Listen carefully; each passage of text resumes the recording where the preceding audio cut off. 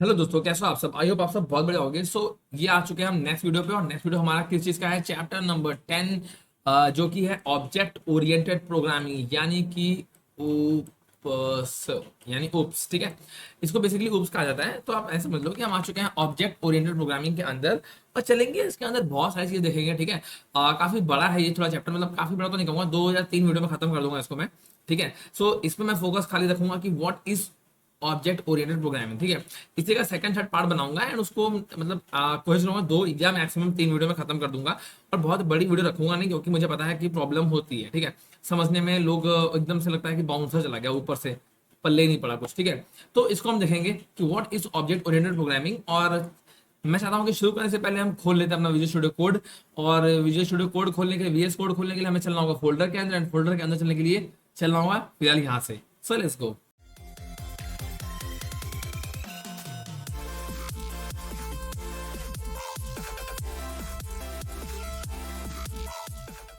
Okay friends, तो आ चुके हैं अपने फोल्डर के अंदर। फोल्डर के अंदर आप देख सकते हो हमारे पास नोट्स पड़े हुए हैं चैप्टर 10 ओप्स नाम से, जिनको मैंने ऑलरेडी खोल रखा है यहाँ पे। और यहाँ पे मैं करूंगा right click, show more options, and यहाँ पे कर दूंगा गेट बैश एयर, सॉरी ये आदत मेरी पड़ी हुई है क्लाउड कंप्यूटिंग की। यहाँ हम कर देंगे ओपन विद कोड। ठीक है, ओपन विद कोड करेंगे और वैसे हमारा विजुअल स्टूडियो कोड खुल जाएगा। ये सबसे ईजिएस्ट तरीका है कोड खोलने का, यानी प्रॉपर तरीके से फाइलें मेंटेन करने का। ठीक है, इसको मैं यहाँ से बंद कर देता हूँ। ठीक है, और यहाँ पे मैं खोलता हूँ एक न्यू फाइल बना लेता हूँ, और इसका फाइल का नाम डाल देंगे अपन chapter10.py। ठीक है, chapter10.py जो कि हमारी फाइल रहेगी, जिसपे हम करने वाले हैं chapter 10। और chapter 10 हमारा किस चीज का है, ऑब्जेक्ट ओरिएंटेड प्रोग्रामिंग। राइट, अब ये क्या होता है ऑब्जेक्ट ओरिएंटेड प्रोग्रामिंग, आपको सिंपल भाषा में समझाऊं ना, मतलब एक एक लाइन में बताऊं तो ऐसी प्रोग्रामिंग जिसमें हम रियल वर्ल्ड की चीजों को लेकर के इमेजिन करके हम बनाते हैं, मतलब ऑब्जेक्ट्स को ओरिएंटेट करते हैं। जैसे कि हम जो नॉर्मल प्रोग्रामिंग करते हैं ना, नॉर्मल प्रोग्रामिंग कैसे करते हैं, देखो लाइक दिस। हमने सपोज लिखा a is equal to 12, b is equal to 24। ठीक है, यहाँ लिखा सिंपली हमने कि भैया प्रिंट कर दो क्या, the sum of a and b is. ठीक है, नॉर्मल लिख के हम ऐसे लिख देते हैं यार, सबसे इजी तरीका। ठीक है, लाइक दिस। ठीक है, अब मैंने इसे क्या प्ले रन किया, एंड यहाँ पे हमारा आ जाएगा आउटपुट। ठीक है, the sum of a and b is 36। Simple, ये है हमारी प्रोग्रामिंग, जिसको हम लोग कहते हैं ना प्रोसीजरल ओरिएंटेड प्रोग्रामिंग। ठीक है, हम लोग अभी क्या पढ़ने वाले हैं, ऑब्जेक्ट ओरिएंटेड प्रोग्रामिंग। ठीक है, तो बेसिकली होता है क्या है ऑब्जेक्ट ओरिएंटेड प्रोग्रामिंग। ठीक है, मैं आपके सामने एक नोट भी दिखाऊंगा। ठीक है, एक डेमो दिखाऊंगा इसका, बढ़िया सा डेमो। हम लोग आपको पहले चलते हैं, आपको ले चलते हैं नोट्स पे।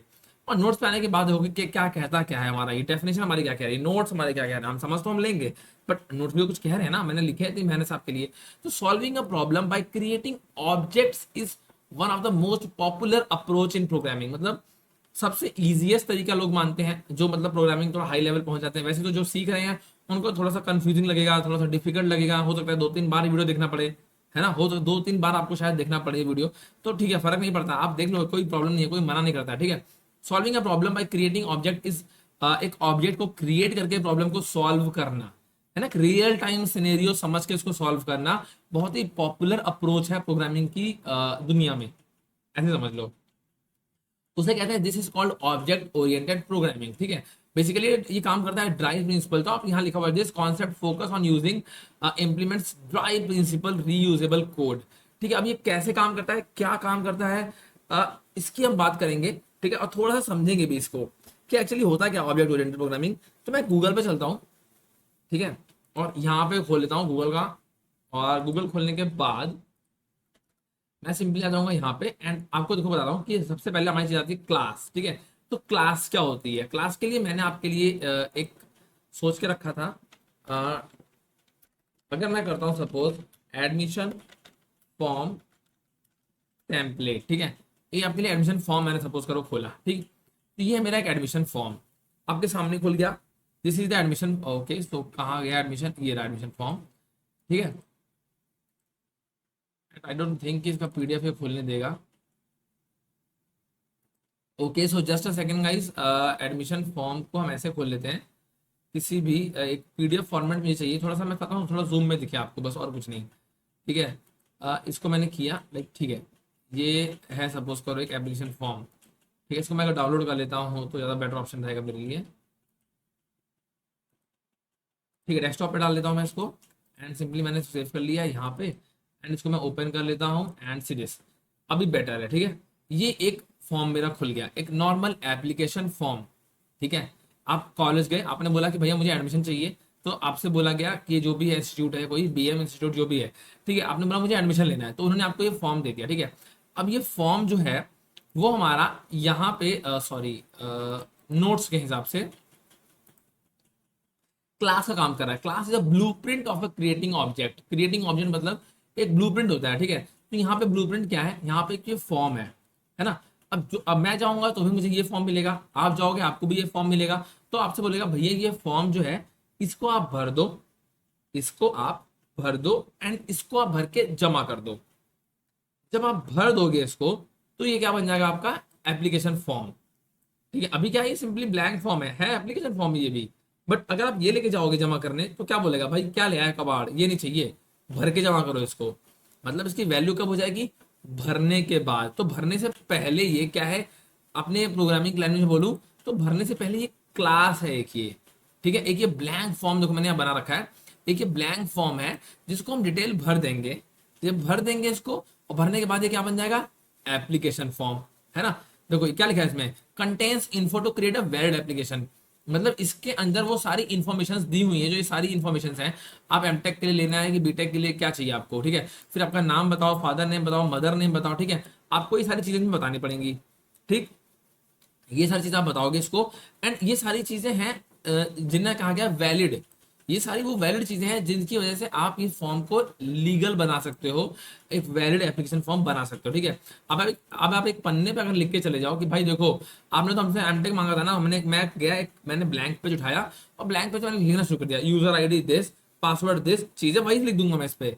बट वो उसको वैलिड नहीं मानेगा। वैलिड किसको मानेगा, वो इसको, कॉलेज वाला इसको वैलिड मानेगा, ठीक है। तो यहाँ पे जो ये चीज है, ये है मेरा दिस ब्लैंक फॉर्म। इसको भरा स्टूडेंट ने, और ये बन गया हमारा एप्लीकेशन फॉर्म, ठीक है। ये बन गया हमारा एप्लीकेशन फॉर्म, ठीक है। अब इसमें क्या होता है, एप्लीकेशन फॉर्म के बाद जो बेसिकली क्लास बनी, इसमें ऑब्जेक्ट को इनिशिएट करते हैं, ठीक है, इंस्टेंशिएशन करते हैं इसमें, एंड फिर वो बन जाता है ऑब्जेक्ट। जिस तरीके से ये खाली था, ब्लैंक फॉर्म था, मतलब क्लास थी, इसमें हमने फॉर्म भरा, मतलब हमने ऑब्जेक्ट को इंस्टेंशिएट किया। फॉर्म भरा मतलब ऑब्जेक्ट इंस्टेंशिएट किया, ठीक है। जब ये भर गया तो बन गया एप्लीकेशन फॉर्म। अब जब ये इसको हमने अलॉट कर दी चीजें, इंस्टेंशिएशन कर दिया हमने, तो बन गया ये ऑब्जेक्ट। अब देख रहे हो इन दोनों का, वो देख रहे हो कि कैसे मिल रहा है ये कंपैरिजन। खाली फॉर्म क्लास भर दिया, यहाँ पे ऑब्जेक्ट ऑब्जेक्ट इंस्टेंशिएट कर दिया, ये बन गया एप्लीकेशन, ये बन गया ऑब्जेक्ट, ठीक है। इसलिए रिपीट कर रहा हूँ कि आपको समझ में आ गया होगा, ठीक है, समझ में आ जाए। इसी की तरह सेम एक होता है फॉर्म रेलवे का, ठीक है।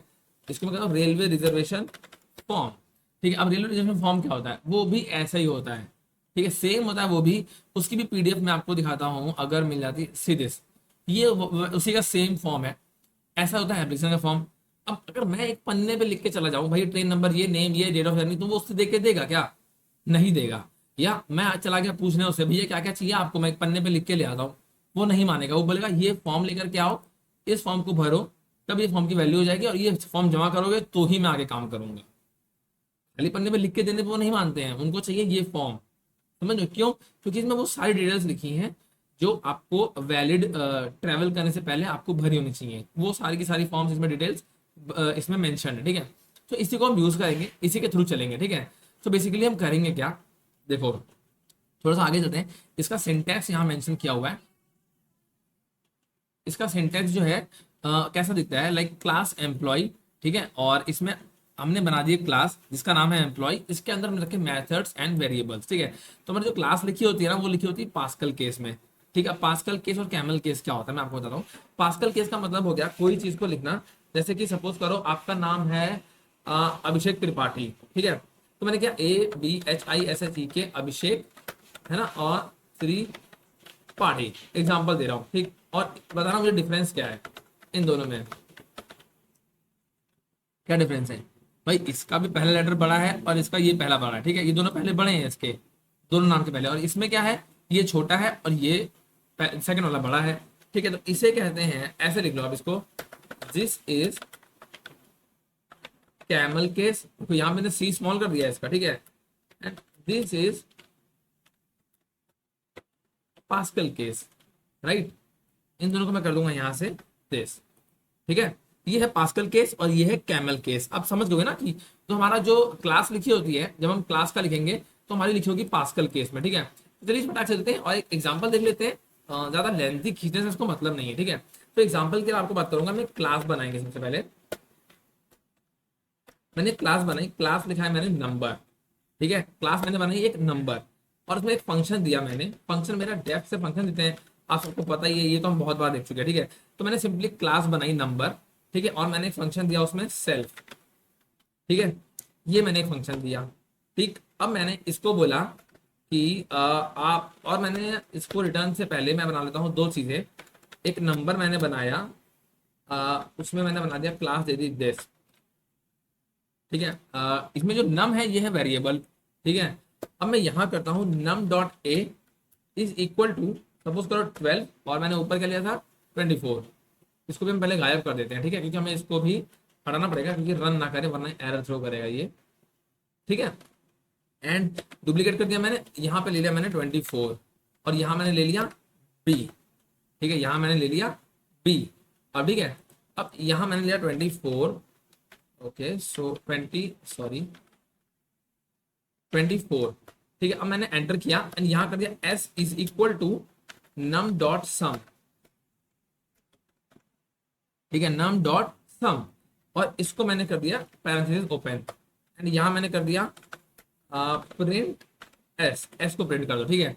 सिंपल सा फंक्शन है, बहुत हौच पौच नहीं है, अभी आप कंफ्यूज मत होना। अब मैंने यहाँ दो लिए थे, इसको मैं कर दूंगा return self dot a plus self dot b. अब देखो ये यहाँ पे मैं ऐसे मेंशन कर देता हूँ, इसे मैंने क्या लिखा है, यहाँ मैंने क्लास डिफाइन करी है, ठीक है। इसमें मैंने क्या किया है, इसमें मैंने फंक्शन डिफाइन किया हुआ है, ठीक है। इसमें मैंने क्या किया है, यहाँ पे मेरे पास है वेरिएबल्स, है ना, वेरिएबल्स है। कौन कौन से वेरिएबल्स है, ए एंड बी, ये मेरे वेरिएबल्स हैं। तो यहाँ मैंने एक नम नाम का वेरिएबल भी लिया है, 24 25 किया और इसको एक फंक्शन के अंदर डाला एंड मैंने सिंपली प्रेस कर दिया, रन करूंगा मैं, आंसर आ जाएगा 36, ठीक है। आई नो ये आपको भी समझ में अच्छे से नहीं आया होगा, ठीक है। इसके लिए एक काम करता हूँ, मैं आपको एक सिंपल तरीका बताता हूँ, ठीक है। ये डिफरेंट मैं वैसे कर दिया हूँ, आपको बेटर समझ में आ जाएगा। अब इसको देखेंगे हम, फिर देखेंगे कब, थोड़ा सा और डिटेल में देखने के बाद। मैं एक सपोज करो एक बनाता हूँ क्लास रेलवे फॉर्म, जो मैंने बनाया है ऑलरेडी, ठीक है। हमने रेलवे फॉर्म यहाँ खोल के रखा हुआ है, दिस वन, हम इसी की बात करेंगे, ठीक है। मैंने बनाया क्लास रेलवे फॉर्म और मैंने दिया फॉर्म का टाइप कैसा है, मैं करता हूँ फॉर्म टाइप। अब देखो रेलवे फॉर्म मैंने कहा था क्लास जो लिखी होती है ना, वो पास्कल केस में लिखी होती है ना। पास्कल केस क्या था, दोनों बड़े बड़े, पूरा फॉर्म। तो मैंने रेलवे का आर, फॉर्म का एफ बड़ा बड़ा कर दिया, ठीक है। फॉर्म टाइप की बात करेंगे तो फॉर्म टाइप है हमारा ये इज इक्वल टू, इसे करूंगा मैं रेलवे फॉर्म, ठीक, ये मेरा फॉर्म टाइप हो गया। अब यहाँ पे मैं बनाऊंगा एक फंक्शन। फंक्शन क्या होगा मेरा, प्रिंट डेटा, जो मुझे डेटा प्रिंट कराना है, मेरा जो रिजर्वेशन का डेटा है वो सारा प्रिंट करना है। अब सेल्फ को मैं सेल्फ लिख रहा हूँ, अभी आप सेल्फ का टेंशन मत लेना, सेल्फ को हम सेकंड वीडियो में आई थिंक देखेंगे, ठीक है। यहाँ मैं डिटेल में नहीं बताऊंगा सेल्फ को, यहाँ कंफ्यूज करेगा वो आपको, बस आप समझ लो कि होता है सेल्फ कुछ, ठीक है। सो नेम इज, यहाँ लिख दूंगा मैं नेम अपना सेल्फ डॉट नेम, जो प्रिंट होगा वो यहाँ पे आ जाएगा, कंट्रोल डी कर देंगे और यहाँ आ जाएगा सेल्फ डॉट ट्रेन, ठीक है। अब ट्रेन क्या आएगा, यहाँ पे ट्रेन इज दिस, ठीक है। और यहाँ पे अपन कर देंगे पैसेंजर नेम इज दिस, ठीक है। ये मैंने दो चीजें प्रिंट कर दी। देखो फॉर्म मैंने एक क्लास मैंने बनाई, क्लास मतलब टेम्पलेट, टेम्पलेट का मैंने फॉर्म रखा रेलवे फॉर्म, ठीक है। और मैंने डिफाइन किया उसके अंदर फंक्शन, डेफ किया मैंने, फंक्शन का नाम क्या रखा, प्रिंट डेटा। हमें वो डेटा आउटपुट चाहिए, ठीक है। अब आउटपुट हमें मैम कैसे बनाते थे क्लास, यहाँ डेफ करते थे, जो हमें आउटपुट चाहिए होता है हम उसको यहाँ पे लिख देते हैं, और जो हम इनपुट करते हैं वो डिटेल यहाँ पे रहती है। तो इनपुट दो चीजें हम करेंगे, ट्रेन और नेम। अब दो वेरिएबल है, इनको self dot name self dot train के नाम से डाल दिया हमने, और जो यहाँ पे आएगा वो यहीं पे आ जाएगा, ठीक है। अब इसे कैसे हम मेंशन करते हैं, देखो अगर मैं यहाँ करता हूँ सपोज जेरी बंदा है, जेरीज एप्लीकेशन, ठीक है, is equal to railway form, ठीक है। जेरी का बंदा है जिसमें जिसका आप रेलवे फॉर्म भर रहे हैं, ठीक। अब मैंने उसने मेरे को बोला कि भैया जेरीज एप्लीकेशन में जाओ, डॉट नेम तो उसका नाम भर दो जेरी, ठीक है। जेरीज एप्लीकेशन में जाओ और ट्रेन भर दो उसकी, सपोज करो सुपर फास्ट एक्सप्रेस, ठीक है। सुपर फास्ट एक्सप्रेस की ट्रेन का नाम है, ठीक। एंड कुछ नहीं, अब बस नीचे जाओ और कह दो कि जेरीज एप्लीकेशन है जो है उसको कर दो प्रिंट डेटा, लाइक सिंपल। अब आप समझे कैसे काम किया इसने। अब आपको कुछ कुछ आइडिया लगना शुरू हो गया होगा, है ना। अगर मैं यहाँ करता हूँ सिंपली रन एंड देखोगे passenger name is Jerry, train is super fast express, ठीक है। इसने वो चीजें यहाँ प्रिंट कर दी।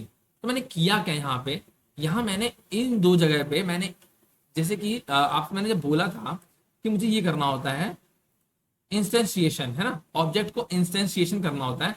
देखो मैंने एग्जांपल ये वाला मेंशन किया हुआ है एंड मैंने यहाँ बताया भी हुआ है कि यहाँ मैंने जब डॉट नेम के अंदर इसको भरा, डॉट ट्रेन के अंदर इसको भरा, तो मैंने यहाँ पे ऑब्जेक्ट को इंस्टेंशिएट कर दिया है, ठीक है। यहाँ पे हमने ऑब्जेक्ट्स को बना दिया है, ठीक है। आई गेस आपको यहाँ समझ में आया होगा। यहाँ मैंने क्लास दी, ठीक है, एंड लाइक दिस। मैं आपको एक और एग्जांपल देता हूँ, लास्ट एग्जांपल, आपको उसमें सब समझ आ जाएगा। और इस बार मैं पूरा प्रोग्राम लिखूंगा नहीं, बस आपको आइडिया दूंगा एंड आपको फिर आप वापस से एक बार आना, ये समझाने के बाद एक बार आप वापस ऊपर जाना या आप वापस से वीडियो ऑन करना, आपको मजा आ जाएगा। बस एक बार मैं बताता हूँ, इसको एक बार आप और समझ लो, ठीक है। देखो अभी हमने क्या है ना, हमें इस टॉपिक के हिसाब से हमें ऑब्जेक्ट समझना है, ठीक है। थोड़ा सा देखो ऑब्जेक्ट क्या कहता है। An object is instantiation of a class when class is defined. जैसे कि मैंने आपसे बोला था कि वो ऑब्जेक्ट क्या होता है, ऑब्जेक्ट उस क्लास में इंस्टेंशिएशन करने के बाद जो बनता है वो होता है ऑब्जेक्ट, ठीक है। तो यहाँ क्या लिखा है, is an instantiation of a class, है ना, इंस्टेंशिएशन ऑफ अ क्लास। तो क्लास में इंस्टेंशिएशन हो गया तो ये बन गया ऑब्जेक्ट, ठीक है। When class is defined a template is defined, मतलब भाई जब वो फॉर्म बना होगा रेलवे वाला फॉर्म, ये वाला, ऐसा तो नहीं है कि रेलवे फॉर्म बनने से पहले रिजर्वेशन हो गया होगा, नहीं ना। पहले ये फॉर्म बना, आप ये फॉर्म भरिए एंड तब होगा रिजर्वेशन, ठीक है। वैसे ही ऑब्जेक्ट अपने आप नहीं बनेगा, पहले आप क्लास बनाइए एंड आप उसमें ऑब्जेक्ट को इनिशिएट कर दिए, उसके बाद बनेगा वो ऑब्जेक्ट, ठीक है, क्लास के अंदर जाने के बाद, ठीक है। मैं क्या करता हूँ ना, देखो यहाँ पे चीज समझाने के लिए मैं लिखता हूँ क्लास रिमोट। एक मैं गेम बना रहा हूँ, ठीक है, एक गेम बना रहा हूँ, वो गेम हम रिमोट से खेलते हैं, ठीक है। पास पास का मतलब समझते हो ना, समझा चुका हूँ ऑलरेडी, नहीं पता तो पुराना वीडियो देख लो। क्लास पे जाएंगे हम और करेंगे प्लेयर, ठीक है। ये मैंने किया क्लास प्लेयर, ठीक। और एक मैंने क्लास बनाई प्लेयर नाम से, जस्ट अ सेकेंड गाइस, ठीक है। ये मैंने बना दिया सपोज करो, और मैं नीचे आया, मैंने यहाँ कर दिया, इसके अंदर फंक्शन दिया एक कि प्लेयर के अंदर चार क्वालिटीज होंगी, ठीक है। एक तो वो मूव करेगा राइट, ऐसे करता हूँ मूव राइट, ठीक है। राइट के अंदर मैं डाल दूंगा सेल्फ, सेल्फ बताऊंगा बाद में, अब बार बार सोचा मतलब सेल्फ फिर नहीं बताया, फिर बार बार सेल्फ आ रहा है, ठीक है, बताऊंगा मैं, ठीक है। अब मैंने किया इसको कॉपी लाइक दिस, ठीक है, पेस्ट पेस्ट, चलो इतना ही काफी है, ठीक है। यहाँ मैंने कर दिया लेफ्ट, ठीक है, यहाँ मैंने राइट लिखा था, यहाँ मैंने कर दिया लेफ्ट, यहाँ मैंने कर दिया फ्रंट आगे बढ़ने के लिए, ठीक है। यहाँ तक हो गया। अब मैंने यहाँ पे किया remote one is equal to remote like this, ठीक है। अपन नीचे आते हैं और यहाँ मैं कर दूंगा player one is equal to player like this, ठीक है। ये रिमोट ना आर कैपिटल आई थिंक, ठीक है, हाँ यहाँ तक हो गया। अब इसने ऐसे सिंपली बोला, कुछ चीजें इसमें ऐसे होती हैं जो हमें नहीं पता होनी चाहिए, वो मैं बताऊंगा कैसे। देखो remote one is left pressed, ठीक है। अगर जो रिमोट है मेरा लेफ्ट प्रेस्ड होता है तो क्या होना चाहिए, जो हमारा प्लेयर वन है डॉट मूव लेफ्ट, ठीक है। एक सिंपल समझ लो। अब देखो यहाँ पे हमें बताते हैं कि हमें ऑब्जेक्ट के जो मतलब इनकी जरूरत हमें क्यों पड़ती है ऑब्जेक्ट ओरिएंटेड की, क्योंकि अब क्या होता है ना, जब प्रोग्राम बहुत बड़ा हो जाएगा तो दिक्कत होगी। तो मैंने क्लास नाम से प्लेयर बनाया, इसके अंदर प्लेयर की डिटेल रहेंगी, जो रिमोट हमारा हाथ से खेलने वाला होता है उसकी बटन्स की डिटेल हम डालेंगे इसके अंदर, ठीक है। प्लेयर की डिटेल होगी इसके अंदर। अब कुछ और चीजें होंगी, प्लेयर ये वन की हो गई, प्लेयर टू की हम एक और दे देंगे, तो अलग अलग बनाएंगे ना तो हमें ढूंढने में आसानी होती है, कंफ्यूजन नहीं होता है। तो इसलिए हम इनको इस अलग अलग तरीके से ऑब्जेक्ट को ओरिएंटेट करते हैं, ओरिएंटेटेड या जो भी है, ठीक है। इससे क्या होता है ना, चीजों को अलग अलग रखेंगे तो हमें जब बड़ा प्रोग्राम हो जाएगा, बड़ी फाइल हो जाएगी, तो हमें समझने में ईजी होता है। कोई बहुत ही ज्यादा वैसी चीज नहीं है, आप लोग कंफ्यूज मत होना, बहुत सिंपल चीज है, बस हमें चीजों को अलग अलग डिफाइन ही करना है रियल टाइम सिनेरियो के साथ, ठीक है। अब देखो यहाँ प्रोग्राम में मेरे कह रहा है ये ऑब्जेक्ट में नीचे कह रहा है memory is allocated only after object installation, ठीक है। ऑब्जेक्ट को इनिशिएट करने के बाद हमें मिलती है memory. Object of a given class can invoke the method available to it without revealing the implementation details to the user. Abstraction and encapsulation, तो इनकैप्सुलेशन तो यहाँ पे ये हो गया कि हमने जैसे प्लेयर की सारी डिटेल्स थी इन सबको उठा करके एक के अंदर रख दिया, एक बनाया क्लास बाय प्लेयर नाम से, एंड इसके अंदर हमने पूरी प्लेयर की डिटेल दे दी कि वो कब लेफ्ट मुड़ेगा, कब लेफ्ट होगा, कब राइट होगा, कब फ्रंट, कब बैक, ठीक है। तो वो डाल दिया हमने एक प्लेयर के अंदर, तो उस पूरे को एक को डालने को अंदर बोल दिया हमने इनकैप्सुलेशन, ठीक।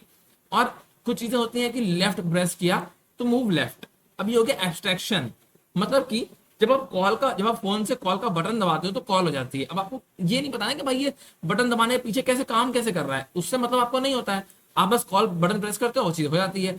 आपने लिखा is left pressed move left, अब ये इज लेफ्ट प्रेस कैसे काम कर रहा है इससे आपको मतलब नहीं होना चाहिए, ठीक है गाइस। ये मैंने बहुत ही सिंपल तरीके से मैंने बताने की कोशिश करी है, एंड आई गेस आपको समझ में आया होगा। नहीं आया है तो अगर आप यहाँ तक पहुंच गए हो तो एक बार आप वापस से शुरू कर लो, मैं चाहता नहीं हूँ वीडियो को और बड़ा करना, कंफ्यूज करना, सो आई थिंक इतना इनफ है, ठीक है। एक बार आप फिर से समझ लो, फिर से खोल के देख लो, ट्रस्ट मी गाइस, आप 2 बार देखोगे ना आपको समझ में आ जाएगा। मुझे पता है पहली बार कर रहे हो नहीं समझ में आएगा, सो आई जस्ट विश कि आप एक बार और देख लो, ठीक है। सो ठीक है, हम थोड़ा सा आगे चलेंगे और वो मिलेंगे नेक्स्ट वीडियो में। फिलहाल मैं इतना रखता हूँ इसको, आपको कंफ्यूजन ना हो, और इसे मैं कर लेता हूँ गायब, ताकि आगे दिक्कत ना करे, ठीक है। तो ठीक है गाइस, आई थिंक आपको मजा आया होगा एंड समझ में आया है, एंड नहीं आया तो एक बार आप फिर से रिवाइज कर लो। सो ठीक है, अपन मिलते हैं नेक्स्ट वीडियो में, बाय बाय, अपना ध्यान रखना, अपनी फैमिली का ध्यान रखना, सी यू नेक्स्ट टाइम।